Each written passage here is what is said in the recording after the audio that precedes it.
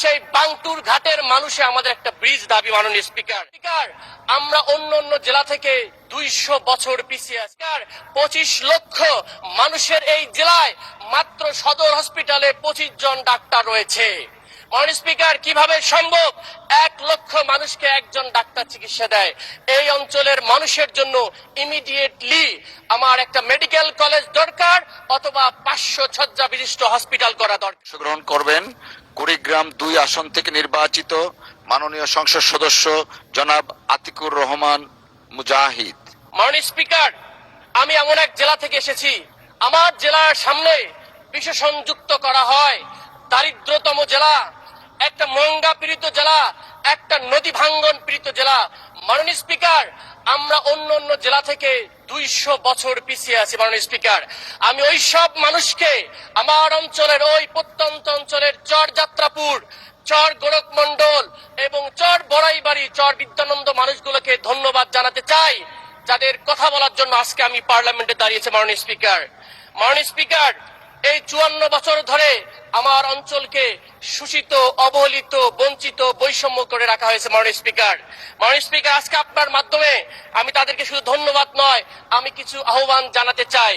মাননীয় স্পিকার, 25 লক্ষ মানুষের এই জেলায় মাত্র সদর হসপিটালে 25 জন ডাক্তার রয়েছে। মাননীয় স্পিকার, কিভাবে সম্ভব 1 লক্ষ মানুষকে একজন ডাক্তার চিকিৎসা দেয়? এই অঞ্চলের মানুষের জন্য ইমিডিয়েটলি আমার একটা মেডিকেল কলেজ দরকার, অথবা 500 শয্যা বিশিষ্ট হসপিটাল করা দরকার। মাননীয় স্পিকার, শুধু তাই নয়, কোনো আইসিইউর কোনো ব্যবস্থা নাই। আমি রিসেন্টলি ঘুরে এসেছি, 130টা শিশু এসকান নামক একটা শিশু ওয়ার্ডে রয়েছে, কোনো ডাক্তার নাই, কোনো ধরনের ব্যবস্থা নাই। আমরা সেই জেলা থেকে মাননীয় স্পিকার। মাননীয় স্পিকার, আমার একটা উপজেলা আছে সংসদীয় আসনে, ফুলবাড়ি উপজেলা।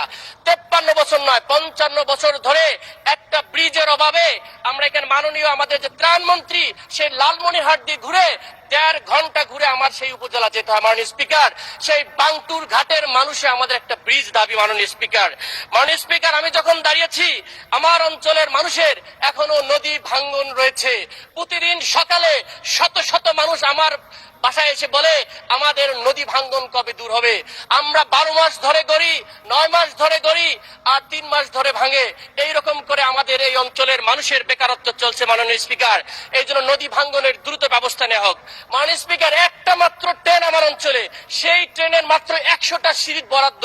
কিভাবে সম্ভব একটা জেলা আমরা এগিয়ে যাবো? মাননীয় স্পিকার, আমরা শুনলাম গ্রাম অঞ্চলের উন্নয়নের জন্য এই সরকার খুবই স্বচ্ছ, তাহলে কুড়িগ্রামের ব্যাপারে কেন 64 নম্বর অবস্থানে কোনো দেখা হচ্ছে না?